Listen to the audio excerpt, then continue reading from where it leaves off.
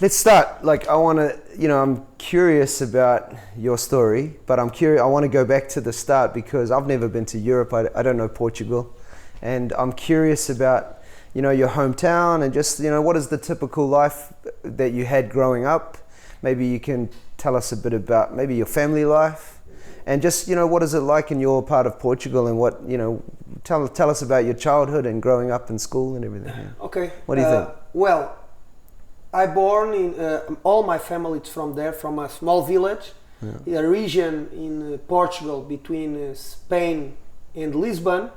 Under Lisbon, it's south of Portugal. That is one of the most poor places of Portugal that calls Alentejo. Okay. From Alentejo, the main city is Évora, and we are from Montoito. All my family, all that region, because it's connected with hard work, farming, everything, became connected before the democracy in Portugal with the Communist Party, because it was the communists that support them against the big bosses in farming, in factories, everything. And a lot of workers, laboring class. So that region, it's known as a communist region, and all my family is connected with that region and with communists because of all the story with communism. And all of the majority of them, the men's, especially the men's of my side family, my mom and also my father, because my father also... Your parents are both from that region? My father, it's original from north, but he left from his hometown to there very early. And the majority of the men of my family, from my side mom and my father's side, were in the jail too. So because of the communist association. Yeah. Wow. So all of them left. My father, my grandfather, a lot of people left the jail in the day of the democracy. So it was when the jails opened, and it was there that they start a normal life from that day in '74. Right. So before born my brother, we are two, and after it was me in '83. And it's a nice place. A lot of people likes to go because my region, it's from the border of Spain to the Atlantic Sea under Lisbon. So the coast of Portugal, it's a coast of Portugal that nowadays it's very popular, very nice. It's a region, the most plain region of Portugal. The mountains, it's more north, but it's very dry region, as I told you. It's a poor region. And yes, I have a normal childhood. So you grew up around a lot of like agriculture and like farming and a lot vineyards of and more connected when I born. All my family was connected with politics. Right. In my what age did village, you start to become aware of that? Because as a young kid, I'm sure you're just a normal kid. I cannot make difference because I grew up always all family talking about politics. Right. My grandfather, it was a representative of the communism in his small village. He already died. Nowadays I have a statue there. Have the name of the avenue in the capital of this region. And he was in the assembly as deputy. My father also the same, and he already died also, and he also have a street. So it's a big family known in the region because of that, the fights to the rights of the workers and everything. And the Communist Party had a big function for the democracy, especially in these regions, connected with the army, of course. And since that moment until now, it's the place that still have a lot of... So my childhood, it was not connected this directly. I never be directly connected with politics. Of course, but it's I'm around very you. interested. I'm very interested. I follow a lot of things, but I never work for that. And even my brother too. It's the new generation. It's more wild and free, so not too much matters. And I was, since I'm kid, that I started to play soccer in a club. That is Lusitano de Évora. Also, it was a big deception to my family in that time because I have Lusitano de Évora and I have Juventude de Évora. Juventude de Évora, it's for the workers. Lusitano de Évora, it's for the elite. Oh. So I went to the elite club. It was very polemic for my family because they want that I be in the team of the workers. Yeah, right. Yeah, but well, I was there. So politics and sport is even like it's connected. And it's two clubs it's identity. in the main city, and they are rivals. And the main sentence of my club, I don't know how to call that in English when you have a sentence that like you never walk alone to Liverpool. The main sentence of my club, it's fazer forte fraca gente. It means what? Strong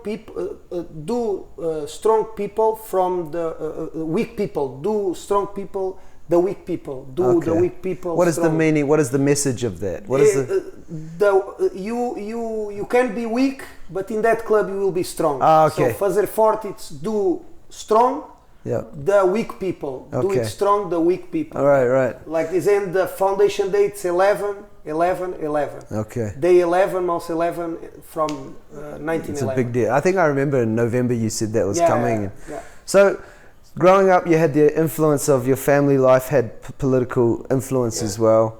And then and then I'm thinking of your schooling in high school and maybe even towards university age. Did your parents push you or expect you to do anything specific with your life? I mean, how strong was the influence of politics? They didn't sort of say, hey, we want you to be a lawyer or something? No. They never forced me with anything, me and my brother, never.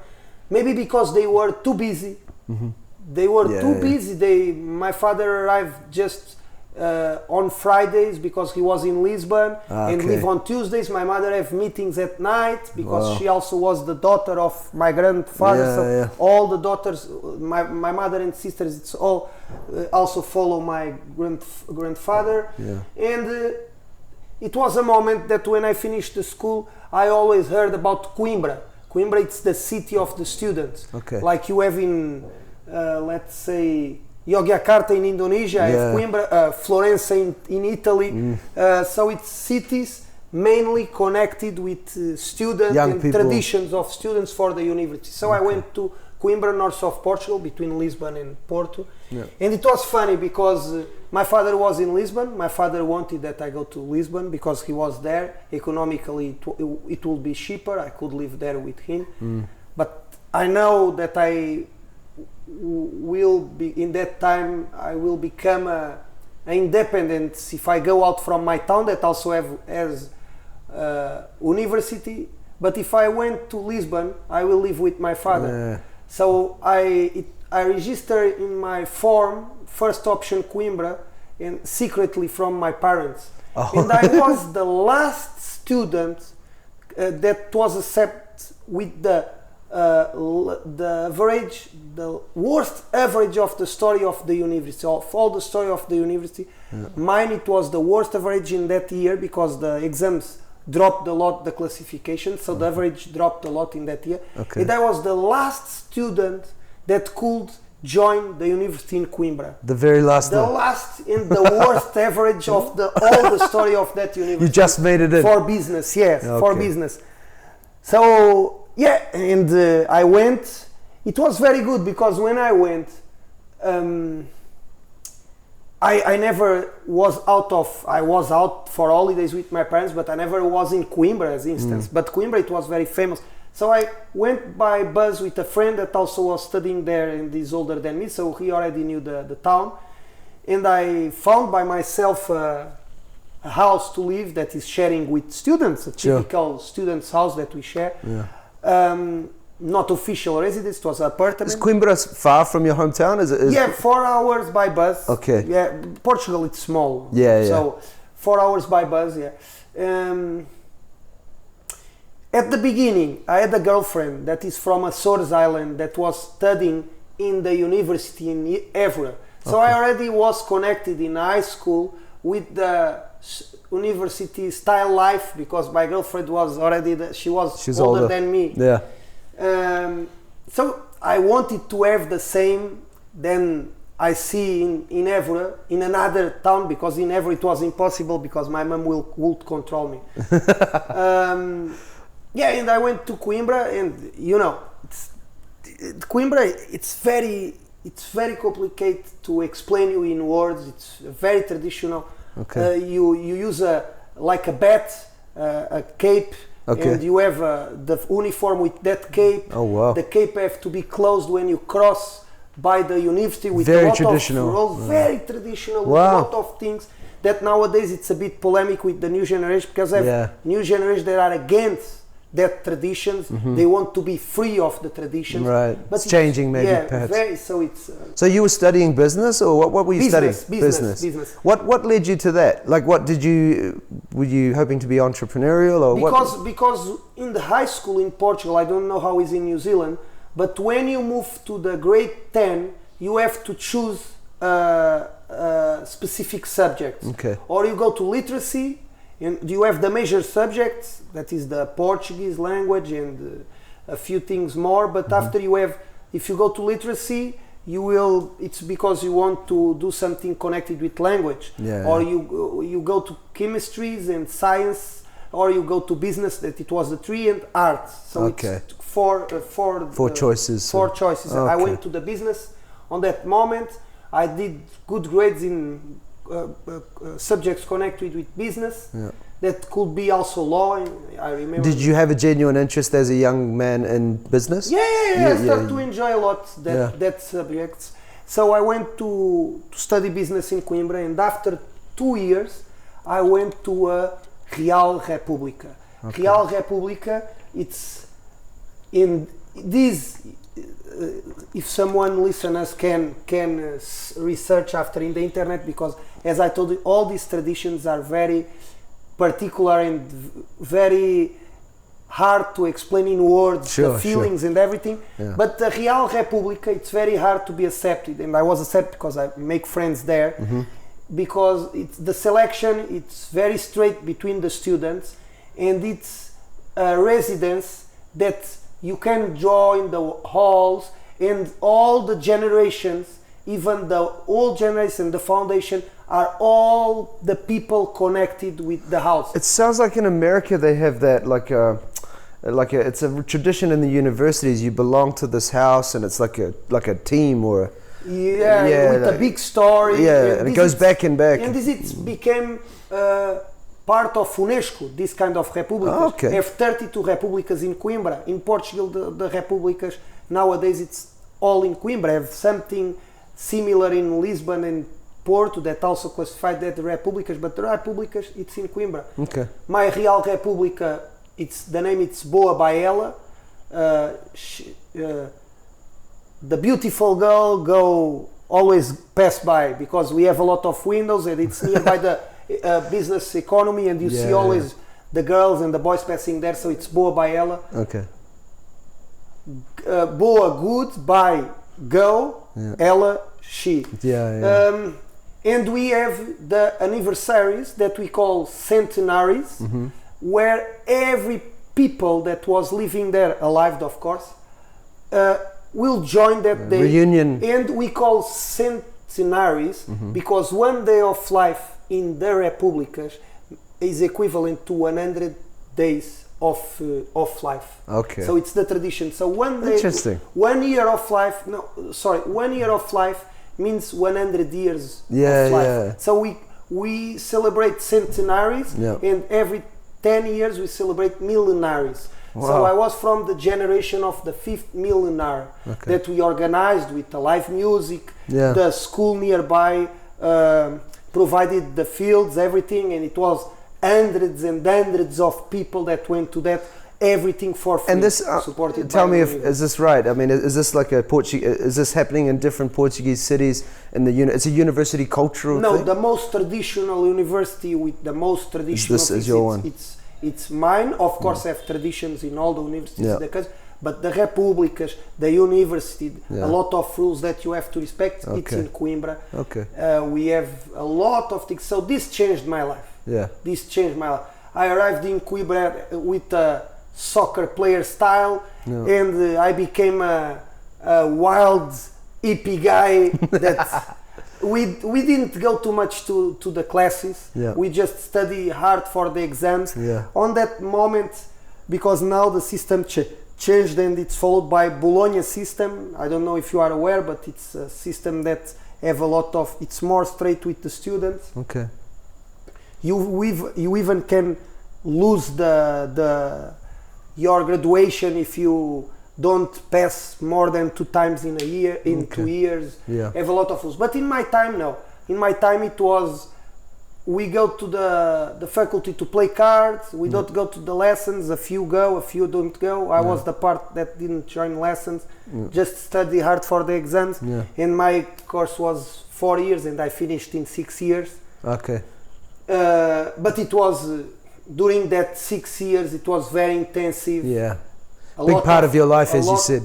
Yeah. Meeting always people, all the community of students know me, we know each other. Okay. In my place, it was no keys, door always open, and a lot of students even don't live there, go there to meet us, and everyone eat together, at least 30 at dinner, and more than 20. So it's like a family. Lunchtime. It's a family in the university. It was supported by the university, so we paid half of the food, half it was paid by the social insurance of the university, because it's UNESCO. This kind of place is UNESCO. It's very well taken care. Sure. When you arrive and you go as a visitor, you just have to. If anyone wants to go there, just go to my Real República Boa Bael. Just tell that no Vilar. They receive you and you have like a museum. You go room by room and they will explain the draws, the stories that happen in that places, the famous people that was there, and you have. It's a heritage. It's a big heritage. So I'm curious, like, even backing track to your childhood and university days, because obviously for those listening, we're in Timor right now, and you've been in many places. Did your family travel much? Did you get opportunities growing up for holidays? Being in Europe, did you go? The majority of our times, the majority of our times we went to the south of Portugal, that is under Alentejo, called Algarve. It's very famous for German people, UK people all go there because it's already in the Mediterranean Sea, so it's warm water. Or we go to the south of Spain. Right. We also went one time to Azores, but the majority of the time south of Portugal or south of Spain, because it's nearby. With family? Family holidays? Always holidays in August. And in your university years, did you get a chance to do more travel when you were when younger? I went to the university years, it was when my father died. My father died with cancer, and in that time I started to have my holidays with friends, festivals, rock festivals, summer festivals. We even traveled. So I had a friend that calls Café. Nowadays it's in Macau because of me.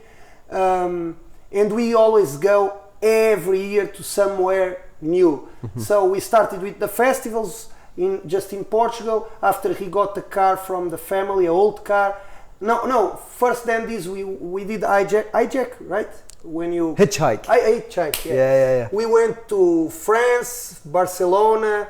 Parties there, always in party, return to Portugal. Now pause there, because I'm curious about this part, a little bit sidestep. Now, I was at a party, you were there a few months ago at Chris's house, and a French guy, his neighbor, his friend. Yeah. And you were speaking French with that guy. Now, I'm curious about languages, because we'll get to this bits later, but you just visited France on a holiday a couple of times, and then you're speaking French? How does this work? I learned French, the base, in but school, I forgot everything. I had 2 years of French at school. That I forgot the majority, because after it was not like the English that you're not using it a lot. We don't use it a lot. It was 2 years. It was the third language, foreigner language to choose for 2 years.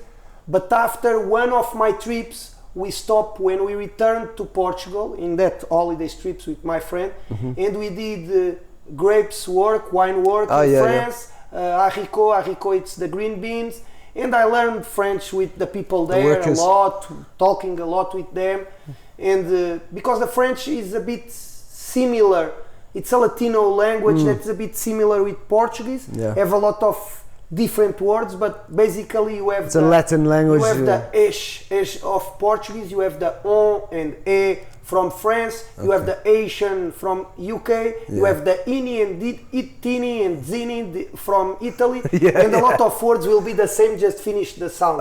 So you can catch a few words, and after you can learn independently. Okay. So it was like that, yeah. And we use so that's with French. Being from Portugal, you guys can communicate with Spanish people fairly easily, right? Yes, I mean, yes. you speak. So you're speaking Spanish also growing up. Well, a Portuguese guy, if you go to Spain speaking Spanish, a Spanish guy go to Portugal, speaking the Spanish. the Portuguese speaking Spanish with him. Yeah, right.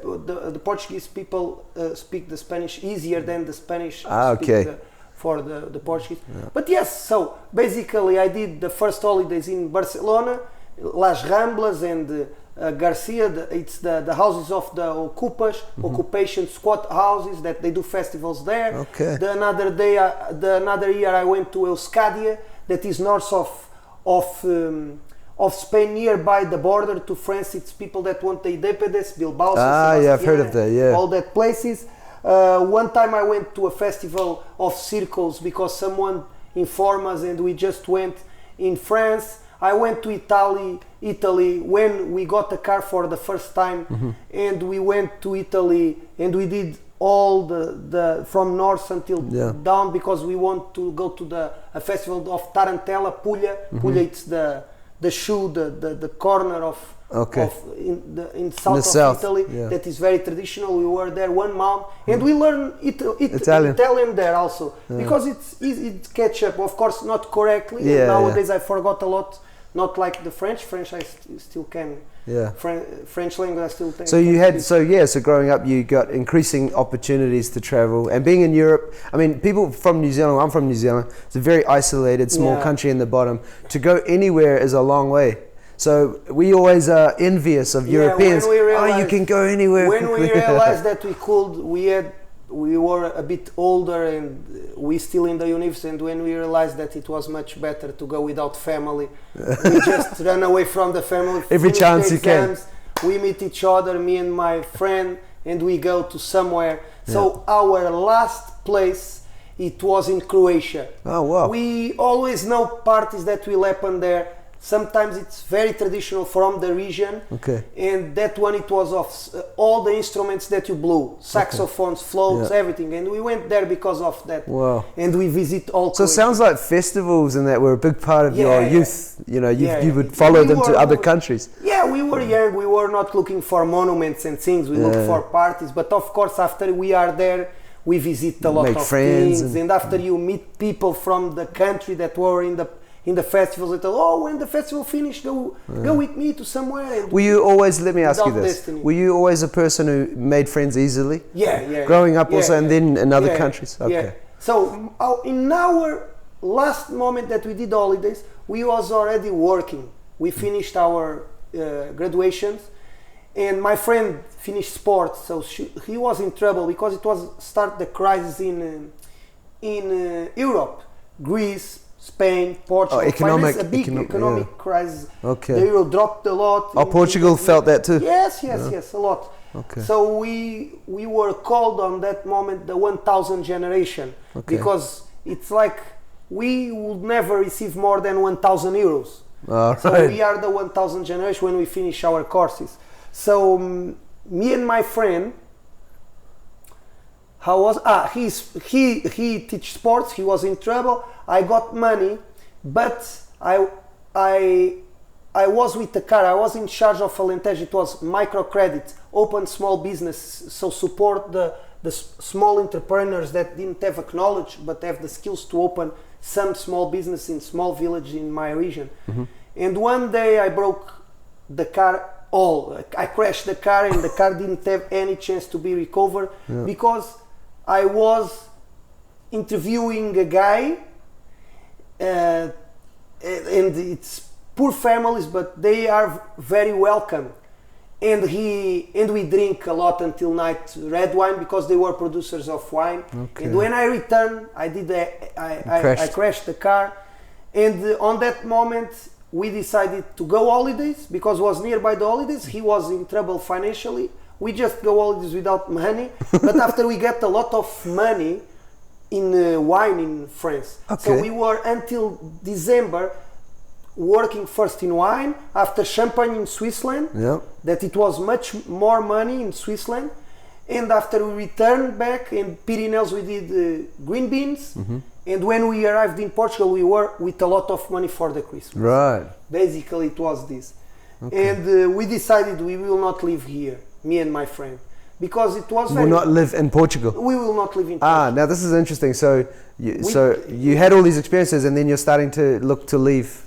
Yeah, we worked there 1 year basically. Yeah. My friend was in a hard situation because he was graduating in sports and he was living in Lisbon, doing part-time jobs, paying rents of houses. Struggling though. He's struggling, yeah. And me, happened me this, but I also didn't receive good salary. I was still living with my mom because I returned to Ever. So imagine after 6 years independent life, I returned back home. My mom questions, what did you do with your clothes that I gave you 2 years ago in the Christmas? Ultra controlled. So back to being a kid again. We decided when we finish our farming season in France, we decided we will not live in Portugal. So you made a plan together to go somewhere together? Yes, we informed our families. Our families know each other. They are friends, both friends, because we are from the same place. And we informed our families in our Christmas night that we go to Macau, because I had friends in Macau. Okay, so because again, for people listening, Macau is a former Portuguese colony in China, in southern China. Were you aware of Macau for a long time, or was it? And I'm curious about. Did you know about places? Of course, Brazil is the most famous ex-Portuguese colony, but the small ones like Macau and Timor and Angola, Mozambique. Were you aware of these places? I'm aware of the colonies of Portugal, but I never been there in. And you never had friend from there or something like that. Okay. I went to Macau because I have a couple of friends there that always go to Portugal, and they are received by my family and the families, and they told me, go to Macau, you will love Macau, you will love Macau. And because of that, I told, we go to Macau because we have job there, and we will go, and that's it. And I just knew that Macau, it's like the Las Vegas from Asia. That's all you knew. But, and what your friend told you. And my friend told me, okay, let's go try our lucky there. And after... What year was this, by the way? Just can you remember the roughly 15 years ago. Okay. 15 years ago. So 2005, something like that. 2005, 2006 maybe, or 7, 2006 or no, because I stay 1 more. It's between 2006 to 2007. Sure. And we went, but we didn't go to Macau. We didn't go to Macau. What happened? We got, nowadays doesn't have, we found the cheapest flight that we could arrive in Asia. We didn't care the country, and after let's see when we go to Macau, because we had a lot of money in that time. Yeah. And you know, we were young and adventure. We were not worried with the future in that time. So we found a flight very cheap, London, KL, AirAsia. So we just take another EasyJet, something like that, very cheap, Portugal to UK. So you came to Malaysia from UK to Malaysia. On that moment, I don't speak too much English. Right, because English... It was much worse. English was not part of your life until then. Very expert in English. You can understand when we talk that my English is not the best. But in that time, I was really bad with my English. And I remember that we were not in mind or conscience what was the things, you know. So when we arrived in London, just to tell you this small story, we arrived in London with a lot of knives, of camping knives, how you call the ones that you open. And pocket knife. Pocket knife. We arrived like with 4 or 5 You can't take that on the plane. Because we were planning, maybe we don't have places to sleep and we're gonna camping and things. And in London, it was a big problem. Security. Because the security found a knife, and from that knife he opened my bag and found like 4 or 5 things that I could not take it. And we explained the situation, but they speak very mad to me, and I didn't understand nothing. And at the end I thought sorry, and they let us go. And yes, we arrived in Malaysia, Kuala Lumpur. We didn't know nothing. We didn't know nothing. So we start in Kuala Lumpur. We went to Malacca, ex-colony from Portugal, because we knew that Malacca is from Portugal. We visit Malacca. We spend a lot of time in Malaysia, and after we decide, okay, let's do this by land until Macau, and after we move to Thailand, Were you tempted to stop in Malacca or in Malaysia? Did you like it enough to maybe live there or no? Not just enough traveling to live. Yeah. Also because in that time we looking for parties and meet people in parties and things, and in Malaysia you don't find this kind of style life because it's Muslim country and parties usually it's connected with alcohol. But we enjoy a lot. We went to Malacca, we went to Taman Negara, the biggest forest jungle. We spent there 1 week trekkings and things. Yeah. And after when we moved to Thailand, our original plan is to buy land until Macau. So when we moved to Thailand, we decided that we will live there. Right. It was the moment that we decided. And we went to everywhere, islands, everything. We spent 3 weeks in one island that called Copanhã. Yeah. We were everywhere. Yeah. Not spending a lot of money, yeah. but we were everywhere, and until we realized that we didn't have enough money to go buy land to Macau. So you're spending the budget in Thailand, having fun. When we start to think about the reality, now we cannot live in Thailand also because our visa will expire and we cannot get jobs here. Right. And now we are in Thailand without the money that we need to move to Macau. Yeah. So we moved to Macau because I had a card, ATM card, that in certain hours it's not connected with the information of Portugal. Okay. So certain hours of the day we knew it that we could get money, but we didn't know the specific time.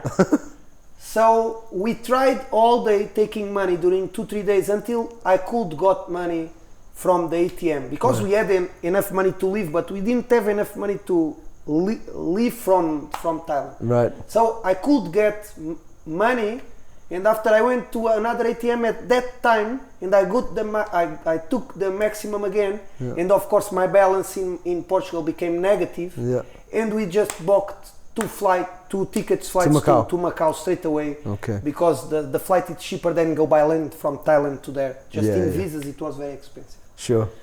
Of course, after I replaced the money, but when we arrived in Macau, my friend didn't get job easily because it's from sports, and I got job in a law firm. Okay, that's your first job since you graduated? No, my first job it was microcredit, open small business in Portugal when I had the big accident. Okay. Yeah. What was your impression of Macau when you and your friend arrived? Was it what you expected? Well, it was the opposite. We were in holidays and just jungles, islands and everything, and after we arrived to a casino city. Yeah, right. Modern and urban. A small place. You can walk to everywhere, but with a lot of people, a lot of high buildings and a lot of casinos. So it was expensive place, but we were in a house of a friend. But my friend after moved to Philippines because they had their friends. Okay. How long did he stay together with you in Macau? Like for a few weeks. Okay. Oh, that's and after I told I cannot live from here. I have to find job, and I was working for a law firm there, and I returned to the soccer again because I stopped soccer in university. University I played between friends, but I didn't care about the soccer, and I came again and I started in a team connected with Portugal, that is an association from Portugal. And when I arrived, they were in the 4th division, and we every year, every season, we were champion until arriving in the 1st division. But in the 1st division, we were not champion. And I did a lot of friends there. I have a lot of connections there. And as a Portuguese citizen, for me it was very easy because you get ID Macau. You are a Macanese citizen because you are from Portugal since you arrive and you start. Big advantage, yeah, it's a big advantage. So, and it was there that I also married. So and tell us about the culture of Macau. Like obviously the Portuguese colonial history, but it's in China, and there's obviously many Chinese people. How can you describe the culture of Macau? Well, how much is Portuguese? How much is Chinese? What's it like? It's very mixed, but the main culture, nowadays it's more connected with China than Portugal. But you have Portuguese people, Macanese people that is from Macau land, and they are Catholic. The majority of them, and you have the Chinese people from mainland China that also born there or live there. So it's a mix of cultures there. A lot. It's a special place, a unique place completely. It sounds and like nowadays you have also a lot of communities, Filipino communities, Right. Thailand communities, Working that communities. working there, as you are you have in Dubai, in Hong Kong, and this kind of places. Everywhere. So I was there 7 years, and I enjoy a lot. Yeah. Half of my life it was single, the another half it was after married, Yeah. so it was a completely different life. But I enjoy a lot the both. So as much as you're willing to share with us, because you've mentioned that you got married, you met your wife in Macau. Yeah. Can you tell us whatever you're willing to tell us about that? Yeah, How did you meet? it's a big story, because when it was a big coincidence, but after 2 years, I think, I live for the football. I work, finish work, go to play, to practice, because we have to practice every day. And my friends, it was the soccer teammates, a few more, but the majority we were a united group, and we were in a dinner because we won the game. It was the club that paid the dinners when we win. Mm-hmm. And my coach, that it's a big friend of me nowadays, his name is Pelé. He have the same style. The real Pelé. He was not the real one, but he was very good. Yeah. And he told me during the dinner, "Hey Villar, you have to find a girl for you to take care of you. You are completely lost, man. Your house it's very messy. Yeah. You wake up very late sometimes to go work. You miss the practice of the trainees. You need a woman in your life to live with." Because I was living with a student life. Yeah. I was single, and I was living with 3 more guys in the house, sharing a house, each one with his room. But we were working, but it was young people, and we were single just guy enjoy, life. Yes, just enjoy. We talk a lot until late. We go parties. We work at the same time. We wake up each other's when someone are a bit hard to wake up because of parties and things. And he told me, "This it's not life for you anymore." And I thought, I feel this already. I'm feeling this already long time ago, but I never left this house, this life, because I never found the right woman. Yeah. So when I find I can do, I cannot force that. Yeah. And we left the restaurant, and I met my wife in the street. That day, that night. That day, when we had this conversation, finished the dinner, we left Went the outside. dinner, and I met my wife in the street, because she was doing the night shift in the casino. She always worked for casino. She was doing promotion or something? No, she was on the way to go to the work, and she was very busy, and I stopped her to talk with her. Yeah. I was a bit drunk because we were in a dinner of men's after, and I just talked with her. We changed numbers, and after I had the chance to meet her after that, and I decided that it was her, my wife, since the beginning, not since that night, but when we met the second time. I saw her and I told her, "It's you, it's you." And I told the truth. I was with the conversation before I met you for the first time that I should to have a wife, this and that, and you appeared. It was a sign. It's a sign. She laughed a lot, and she never take this serious, Mm-hmm. But the truth is, we started our relationship, From and that. I never took back in my wish that it was I want to marry with her. And we got in love, and after I told in the day before the marriage, okay, so I have to take my family. It was my mom that my mom Just came. pause, wait. Just so the listeners can know, because your wife's not Chinese Macau. No, it's from Indonesia. Right. So yeah, my wife, it's from Indonesia. she's working in Macau. She was working in Macau like me. After 2 years, the first year just girlfriend boyfriend. After we had more a marriage life without married, because we lived together. I left my friend's house. Yeah, you got a place together. But it was against the traditions of my wife, because all my family side wife, it's Muslim. So we were doing this kind of secretly. But my wife helped the family. I helped my family since I am in Macau too. And when we decided to marry, I had to go to Indonesia with her to ask the permission to marry with her from the father. So it was a very hard moment because I was not Muslim and I went, and it was if the father didn't accept, no chance to marry. But the father, because my wife also left the country very early, the father, after think a bit about that, I was the main guy of the film. They never saw it, a white guy. So a white guy to arrive there and to ask one of the daughters of my... Yeah, it was a big deal. Yeah. And the father accepted, the chief of the family accepted, telling that if she feels happy, we will feel happy also. But there is a condition. He needs to convert into to the Islam. And you probably expected that, right? Yes, I was ready your wife to would that. Have, your fiance would have told you that. And when I accepted, of course, I didn't know nothing about Islam culture, Muslim culture, and I accepted to be able to marry with my wife. This it was the truth, no more than this. But I didn't convert, and we married first in Macau. And the deal it was, we only married if our family is here, but it was in civil registration.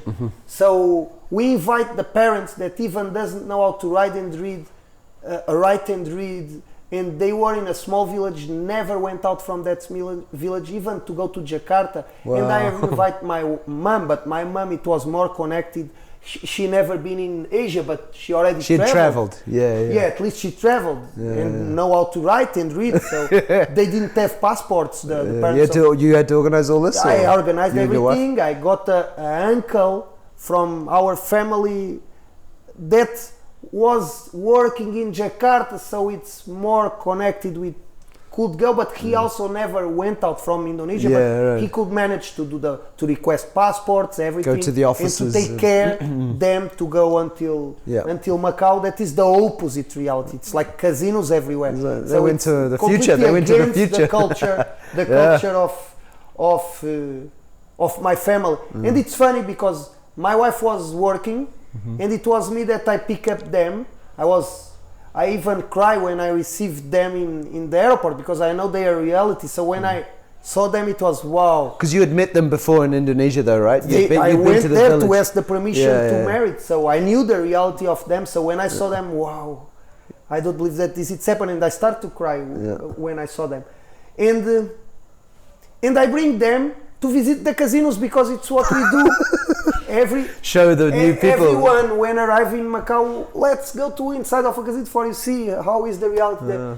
And there was a cabaret in that moment, a show of a cabaret with women in the stage.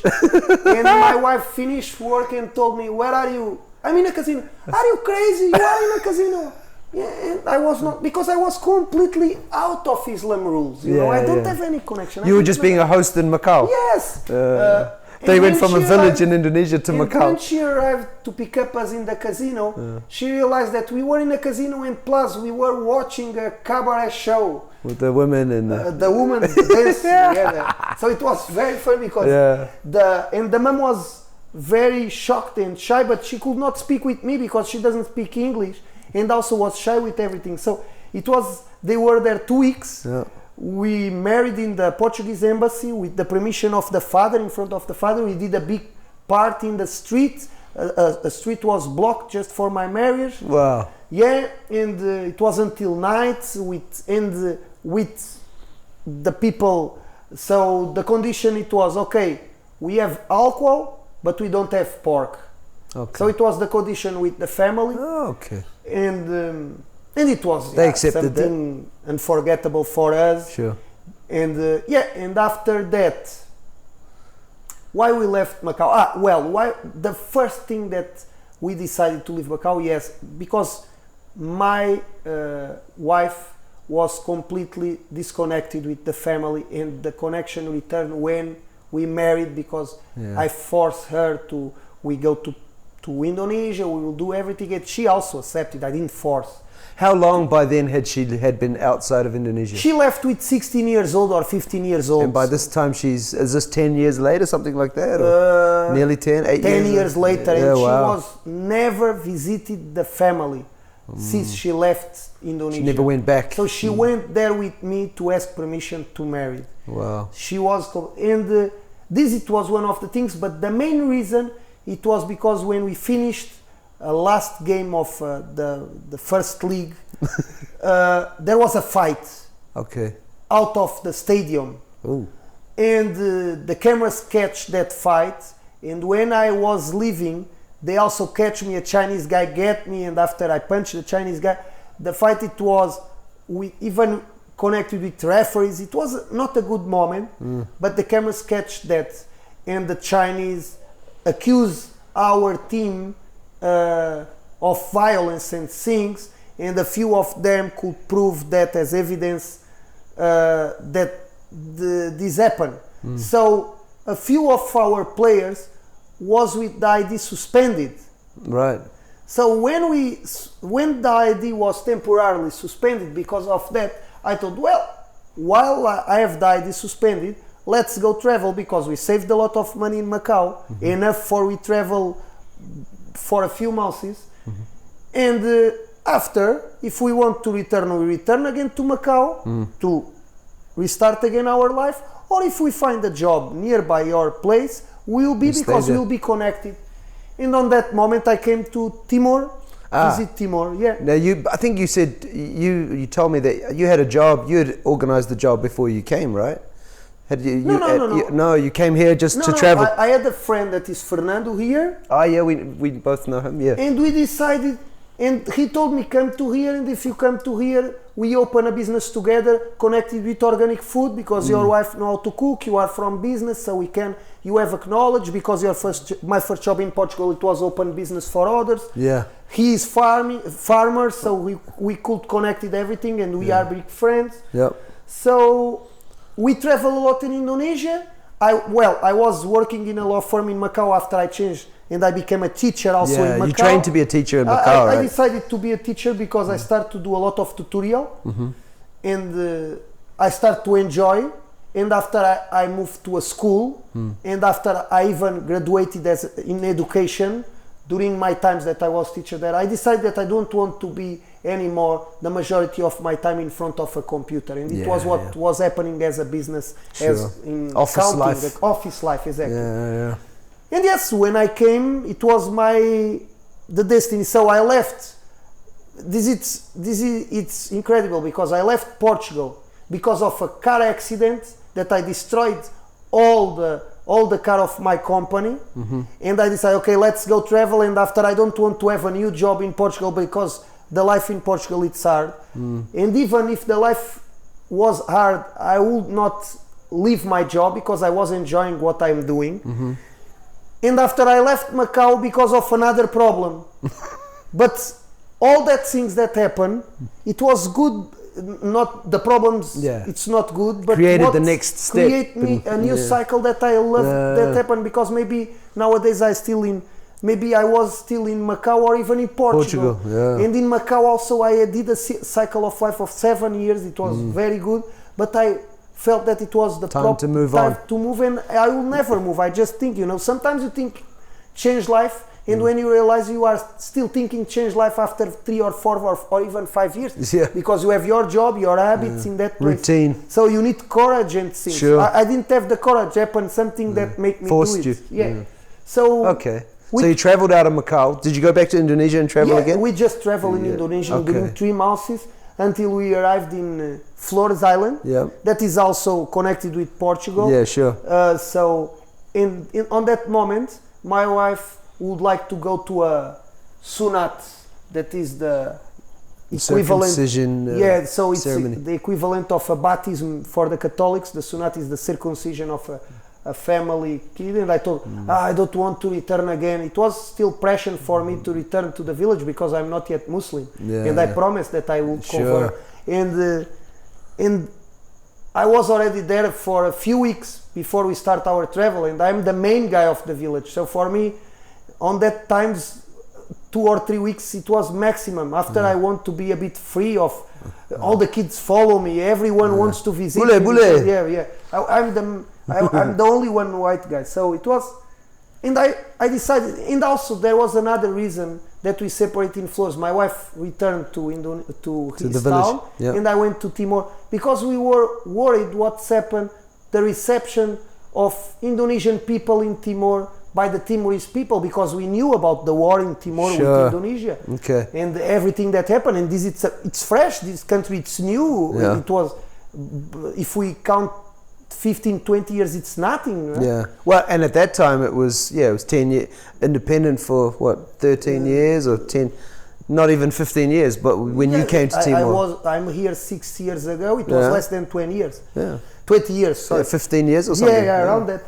So, So I came to Timor, and again, I don't know. I believe a lot in the destiny. Yeah. I believe a lot in the destiny, and these kind of problems that happen with me during my trip, that make me change all these places. It was meant to be. Yes, it was something that had to happen. Yeah. And I learned with that problems, but also make me move to another places. And when I arrived here, Fernando was in Macau because he is living there, and the Portuguese guy picked me up to give me a house for a few days in Dili until I get a bus to go to Macau. Yeah. And we had that plan, but nothing clear that we will open a business here. We just comment that that could be an idea. And the guy that picked me up in the airport, bring me to his house, and on the way asked me, "What are you doing?" I'm teacher, but now I stopped to be a teacher. I don't know if I will return to Macau, maybe not. And he told, "Oh, maybe you can replace me because I'm leaving just this month." He was a teacher. He was teacher too, and they were looking for someone to replace.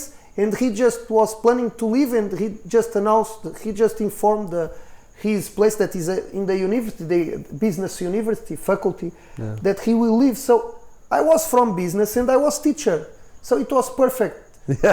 We went, and he told me, "Let's go to the faculty." I changed clothes to more formal. I went there, we did a meeting, I was accepted. In and that I called meeting? my wife, in that meeting. A few teachers were from Indonesia. I told my wife from Indonesia, everybody very happy, talking a lot with me, making a lot of questions. Here in Timor, it's easy, this happen with a Portuguese guy, so everyone look like already family, and we talk a lot about our lives. They make a lot of questions to Portuguese people, even to foreigners, but particularly to Portuguese people, they respect a lot because they're from the colony. And I just called Nana, my wife. I got job, and she was thinking that did you go from the airport to the school? No, I went the house, changed clothes, and after I went there. On the same day? The same day you arrived? On the same day I arrived. So I got job, and... when did you start? Like the next week or the next day? Or? 2 weeks later, I still went to Macau, and after we decided, okay, we will open a business, but we'll be in Dili because I have job in Dili, and it's there that we can have the most of the clients. So we open a restaurant, connected hostel restaurant, with organic food, waste zero, everything like this. And I just called my wife, just come, because even that in the first month we found a place, and everything. So when you got to Timor, you started working as a teacher in the school immediately. And then you started a business very soon after that. Wow. It was everything in 1 month. It was everything decided in 1 month. It was like, pow. And and it was that. And now we're still here. I changed already to schools. And how long? And so your business was a hostel restaurant in Dili with an organic, sustainable sort of with animals there, garden, traditional houses. And how did it go in the beginning? I mean, how did it go in general? But how did it go? Was it received well by the people and travelers? And it was a good experience. Everything it was easy flow, man. Completely. It was. I didn't expect. When I think about this. I'm a socialize. I socialize very easy, and I make friends very easy. So all that street know me. I know everyone. So we were accepted by the community as foreigners to establish their business in a street that doesn't have any business. And it was everything. And at that time, that was around what, 2016, I think, or 17. Obviously long before COVID, so was there a lot of travelers and backpackers coming through Timor at that time? I mean, this is before COVID, and how was the scene of tourism here for travelers? It's incredible because you don't see too much travelers in Timor, but you start to realize that have a new generation of travelers, tourists, that looking for places non-tourists. So nowadays the tourists are trying unusual to find locations, non-touristic places to go. And I start to receive a lot of people just because I'm in the internet, in the applications like bookings and Airbnbs and things. And my hostel was always full of travelers, and even not travelers, tourists that just come to Timor to visit Timor or to do scuba diving and divings and things, because this country is famous for that. Yeah, for those listening, yes, Timor's actually one of, they say, I'm not a diving person, but they say it's one of the places in the world that serious diving people come, you know. And the only one thing in a general overview of all my life that I missed to tell you, it was that finally I did the Sunat in Timor after 2 years, because there was a Muslim teacher in the business faculty where I was working. I did the Sunat here, and after I went to convert in her town, as I promised, after a lot of years of the promise, because we are already married nearby 10 years, and I converted there, and I'm married as the Muslim traditions, and now I know about Islam and everything, and I feel comfortable to be also part of the Islam, part of the Islamic community, Muslim tradition, and, ritual. For me, it was not hard because I was not Catholic before, so I didn't have to leave my religion to be part of another one. So it wasn't a traumatic change. You were neutral. It was not. And I even became interested before I converted, because my wife also became more connected since we left Macau, because she was not so connected with the religion in Macau, because she left very young, 15, 16 years old. Wow. So all these years she lost the connection with the tradition. But she's been rebuilding it since. And when we returned, because she was connected more with and visit more often the family, she became again a real Muslim, practicing. Exactly. Yeah. And nowadays she can read the Arabic things and everything. She recovered a lot of things that she learned when she was kid in the school. So it's nice, and it's completely. I changed from the completely opposite reality that it was Macau, a place of casinos, fun, excitement, and full of people, very crowded, with the border that during the Chinese New Year it's the border that cross more people per hour, it's completely different, but full of activities, and you have access to everything that you want, and you can even cross the border by land to China. That is another world. You can get a ferry to Hong Kong. You have a lot of world. You have a lot of things. And I came to Timor, that is very quiet, peaceful, with a lot of things connected with nature, with their own tradition, and but we need it. We need to calm down our life from. It was a hard life. You work a lot. Especially my wife that was in a casino with the law rules of labor rules of China. So it's and Chinese people and culture is famous for the work ethic, right? Work is everything for them, and you know they're good at it, and they're famous in the world for being hardworking. So I imagine that culture is part of Macau life too, just naturally. Completely. Very rigorous with hours. So I didn't need. I remember this. I have this in my mind that when I was working in the law firm, I was the only one Portuguese. I never looked to the clock, because the time to finish work, not 1 minute more, not 1 minute less, you will listen the door open, that it's the door that everybody leave the office, because the Chinese people don't give even 1 minute more, and that proper time everybody's leaving. It's time to leave. It's the just get up and leave. Chinese life, it's more, it's a bit bad to tell this, maybe Chinese people would be against me if listen this, but it's more machine life, robotic, in terms of schedules and everything. It's ultra organized, routines, everything it's ultra organized. And we as a Latinos people in Europe, more spontaneous, and after if you work less during 3 days, maybe you will work the triple after 4 days. But I moved, and I don't regret what's happened with us. Now, we talked earlier about languages, and being from Europe, you know, European people are exposed to different countries and languages.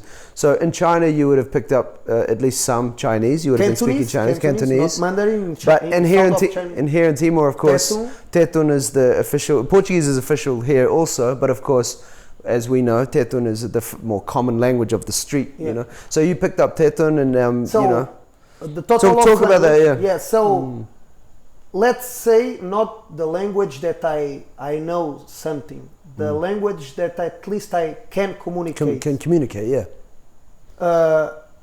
Spanish, French, Italian, English, of course, Cantonese, Bahasa, Indonesia, and Tetu. Wow, that's 7 languages. Yeah. It's a lot. Let's say that fluent. Yeah. I'm not yet Bahasa, but I can communicate easily, and even I can follow a movie with some difficulties, but I can catch at least what is happening in the TV. Fluent Tetun clearly. Yeah.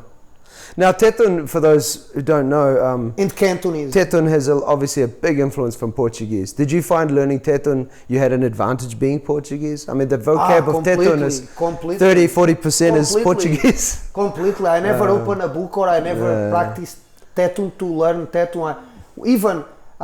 It was very funny, because even my students, my colleagues, the teachers in the business faculty, that it was my first place to teach in Timor, everybody joke with me, because I'm Portuguese and I was speaking in Bahasa mixed with Portuguese, and they never saw a Portuguese guy speaking in Bahasa than in Tetu. So some of them even joke, you speak the Bahasa first, and that how come you are Portuguese? And after I realized, after a few months teaching with Bahasa and Portuguese, because the majority of the people in my faculty didn't know English, I start to convert my language into Tetun day by day, and of course, in the middle of the first year, it was a mess of Portuguese with Bahasa and Tetun, everything. But you were reducing the Portuguese and Bahasa Indonesia as you learned Tetun. And nowadays, I can speak in Tetun, because let's say that between 20 to 30% of the Tetun words it's Portuguese, and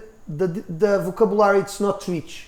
So I know that technical words in economy, it was my subjects that I was teaching, I could tell in Portuguese, because there are no original Tetun words like produtividade and this kind of things, produção marginal. You can default to Portuguese when you need to, because they adapt a lot of words, especially students that are in the and from Indonesian too. From Indonesia, because the books and the research it's in there's Bahasa, not a lot of literature in because Tetun. the truth is the Timorese people are not fluent. The majority are not fluent in Portuguese, and they are fluent in Bahasa. Well, the new generation now, the young kids start to lose the Bahasa skills, and instead it's English because of internet access. Not so much, technically you're right. Not so much, but you can see some difference. Well, they're picking up Indonesian from Sinetron, and they're getting it from pop culture.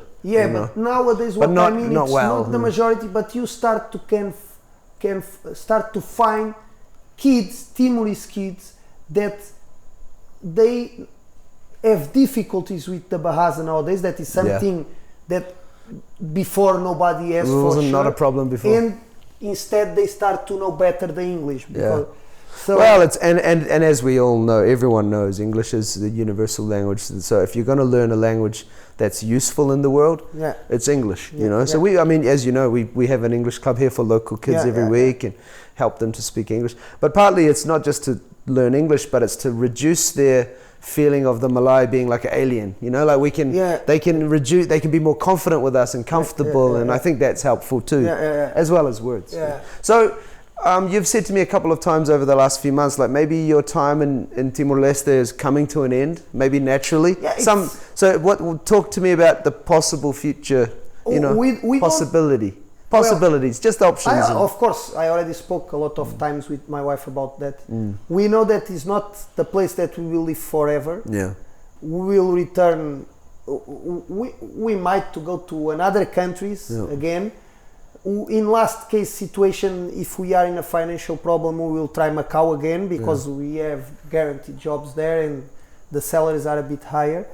But we don't have any specific plan to go to a specific place. We know that, as I told you, I have cycles of life, and it's coincidentally have a theory of cycles of life that is 7 years. And I did 7 years of Coimbra when I was student. I did 6 years, but after I was there 1 year. So it was 7 years of that life. I did 7 years of Macau, and now I will be in my 7 year for Timor. So maybe it's the time, but we don't know. We don't have nothing yet decided. But yeah, I believe that we do something, one more place, and after we have to return to our family's places, Indonesia or Portugal, or first Indonesia for a season, and after we will move to Portugal. We want to have kids, so when we have the kids, we'll be to be nearby our families. So let's see when, I don't know. It was a good chat, man. It's a good story. Like, it really is. I mean, I'm someone, as you know, maybe is curious about people and also history and know, like movement, traveling, and it's just by coincidence we're working here together. So I actually learned quite a bit, that things that I didn't know. So it's good. Thank you. It was awesome, man. Part 2 maybe another time. Maybe we do another time. Awesome. I interview. Your turn. We exchange positions. For sure. Okay.